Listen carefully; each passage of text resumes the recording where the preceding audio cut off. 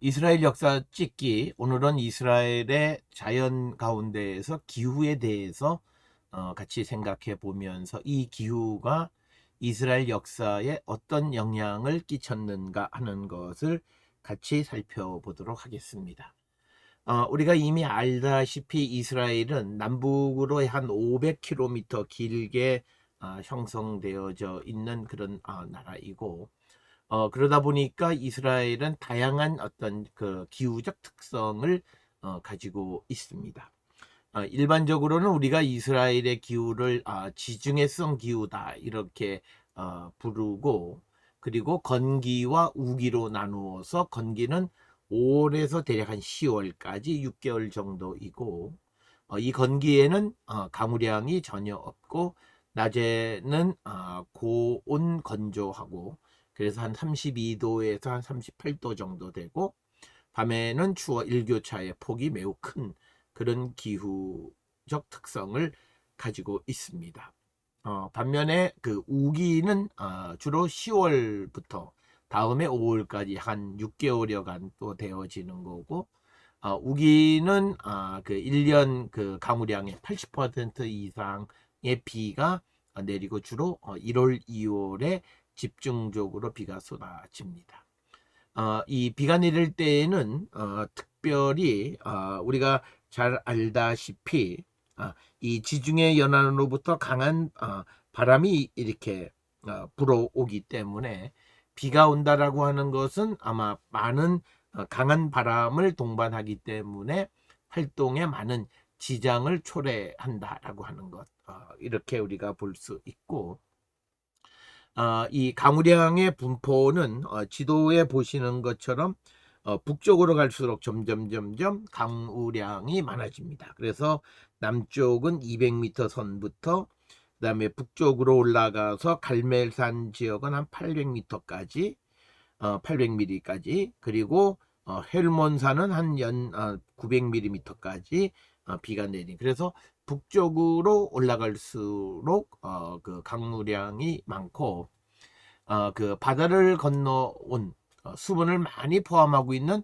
북서풍이 주로 갈릴리 주변으로 불고, 그래서 북쪽에 비가 많이 내리고, 반대로 남쪽 지역은 이집트에서 불어오는 이제 고온 건조한 그 바람의 영향으로 말미암아서 비가 그렇게 많이 내리지 않는다라고 하는 겁니다. 특별히 이런 그 기후적인 특성이 이스라엘 역사에 어떤 영향을 끼치는가라고 하는 것을 살펴볼 때, 사람의 그 환경을 가장 먼저 결정하는 것이 강우량입니다. 특히 고대로 가면 갈수록 강우는 어떻게 사람이 인위적으로 할 수 없기 때문에 그 강우량이 최소한 미니멈 어느 정도는 내려줘야만 사람이 생활을 할 수 있는데, 그 미니멈 한계가 강우량 200mm 선이다라고 하는 겁니다. 지금 지도에서 보는 이것이 강우량 200mm 선이 되겠습니다. 그리고 이 강우량 200mm 선이 지나는 중요한 도시는 대략 이 근처가 이제 부엘셰바입니다. 자, 그래서 이 부엘셰바라고 하는 지역이 강우량 200mm 그 선이 지나는 것이 되겠고, 그래서 주로 이스라엘 역사의 공간이 되어지는 것은 지난 시간에 우리가 보았던 중앙 이 산악지대가 주된 역사의 장이었는데, 그 역사의 장이 중앙 산악지대로 국한되어지게 된 또 하나의 중요한 요인은 기후적 특성이다라고 하는 겁니다. 따라서 우리가 이 강우량 200mm라고 하는 것은 이스라엘 역사의 장을 최남단의 경계를 결정해 주는 것이고, 북쪽의 단이라고 하는 곳은 이제 헐몬산이 가로막혀 있는 지형적인 어떤 경계 지점, 바로 그 안에서 역사가 일어나게 되어진다라고 하는 것을 우리에게 가르쳐주는 그런 내용이 되겠습니다. 따라서 우리가 창세기 26장에 이삭이 그랄에 거주하면서 그랄의 아비멜렉과 사람들 사이에 어떤 이 어떤 갈등이 벌어지게 되어진 것들, 그 갈등은 주로 우물에 관한 갈등은 바로 우리가 이 그랄 지역이 강우량 200mm 경계 지점에 있어서 이제 그 우물을 가지고 서로 다투는 것이 우리가 그 성경을 통해서 볼 수 있다라고 하는 겁니다. 그래서 우리가 창세기 26장의 이삭과 그 다음에 아비멜렉 사이에 어떤 그런 그 갈등은 기후적인 것으로 우리가 설명을 할 수 있다. 이렇게 말씀을 드릴 수 있습니다. 그 다음에 이제 우리가 그 이스라엘의 역사적인 측면에서 또 중앙산악지대를 중심으로 그 벌어지는 것의 특징을 우리가 그 토양과 관계되어져서 설명할 수 있습니다. 그러니까 기후와 토양은 사람이 사는 것을 결정해 주는 거죠.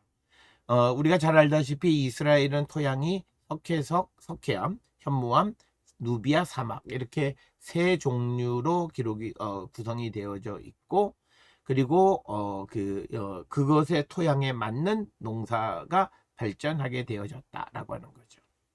화강암 지역, 석회암 이 지역은 매우 단단하고 풍화 침식의 저항력이 강하여 어떤 산악과 군웅지대를 이루고 있고 나무가 잘 자라지 못하는 그런 특성을 가지고 있고, 그러나 이제 석회암은 주로 성벽 건축 자재 등으로 많이 사용되고 예루살렘을 중심으로 한 이스라엘 지역에 돌로 건물을 짓는 그 돌은 대부분 석회암이다라고 하는 겁니다.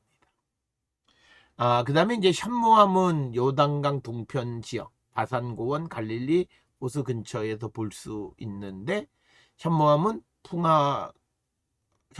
풍화되어진 황갈색 토양은 점성이 강하고 비옥한 농경지로 사용이 되어지고 있다라고 하는 겁니다. 우리가 앞에서 보았던 석회암, 이 석회암은 주로 유대 중앙산악지대를 중심으로 해서 이 석회암 지역을 형성하고 있다라고 하는 것. 그리고 이제 더 남쪽으로 내려가게 되거나 요단 동편 지역에는 누비아 사암이 형성이 되어져 있다라고 하는 겁니다. 그래서 석회암처럼 단단하고 풍화 침식이 강한 것은 높은 산지를 이루게 되고, 사암지대의 특징은 빗물이 잘 스며들지 않아서 상시천을 이루는 것이 많다라고 하는 것입니다. 그래서 이런 토양이 또한 그 사람의 주거를 형성하고 농산물을 결정하는 역할을 하고 있고, 그런데 이제 이 석회암이 오래 지나면서 변화되어진 테라로사라고 하는 붉은색 토양은 매우 비옥하기 때문에 여러 가지 농사가 잘 되어지는 그런 땅이다. 그런 테라로사 토양이 발달되어진 그런 지역은 이스라엘 땅 가운데에서 이스라엘 평야지대, 이 북쪽 지역, 그래서 석회암이 비가 많이 와서 풍화작용이 활발하다 보니까 붉은색을 띠는 그런 비옥한 토양이 되어졌다라고 하는, 그래서 이스라엘 평야나 요단강 동편 중앙지대에 많이 이런 테라로사가 형성되어져 있다라고 하는 것입니다.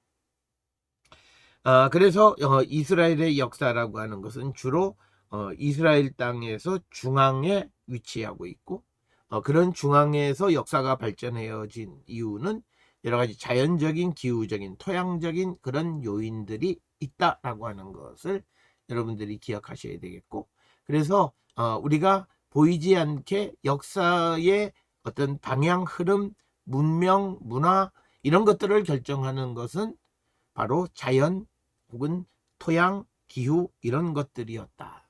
그래서 그런 것들이 이스라엘 역사가 중앙산악지대를 중심으로 발전하게 만들었다라고 하는 것을 여러분들이 이해하시면 되겠습니다. 이스라엘 역사 찍기 다음 시간에 다시 뵙겠습니다.